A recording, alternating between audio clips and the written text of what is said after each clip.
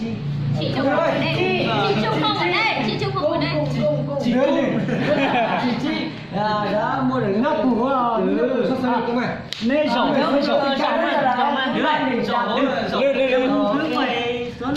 Quay ra ra nó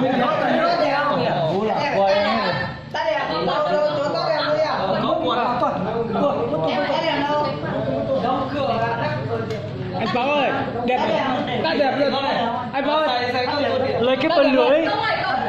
Cung ơi, cậu lấy luôn cái bần lửa nó châm đi, châm bần lửa ra Cung ơi, bần lửa ngay đấy đấy, đó bần lửa. khi mà nhưng mà mình phải hát đấy.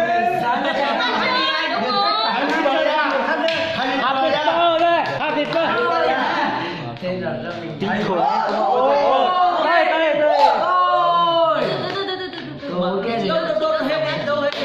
Happy birthday anh em ơi. Ôm thì ôm mình cầm một tí nào. Người yêu ơi, nó tình cảm nào. Cầm một tí đi. Cầm một tí. Đúng là tình cảm không ạ? Cái chân mình hát nhá.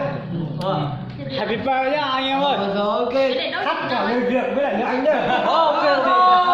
Birthday to you. Happy birthday to you. Happy birthday. Happy birthday. Happy birthday to you. Sinh nhật cho you. Mừng ngày lớn vì Hôm nay mình để anh ơi. Happy birthday to you. mình sẽ ước một điều là để cho công ty của mình sẽ thành lập được một công ty nào rất là mạnh để Ok. tranh với tất cả các công ty với cái này và tranh được mong mà cái gì mà mong muốn cái gì đấy mình sẽ vượt qua tất cả các anh em.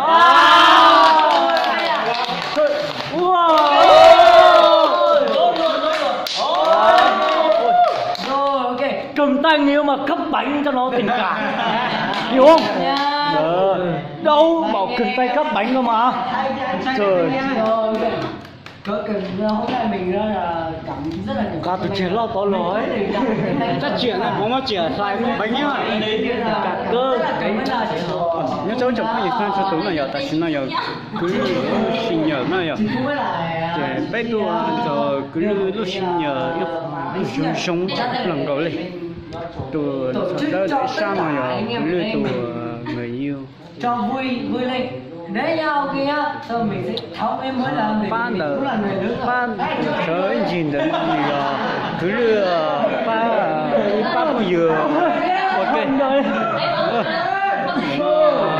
ba không hiểu kìa Anh đang quay đấy, anh đang quay đấy.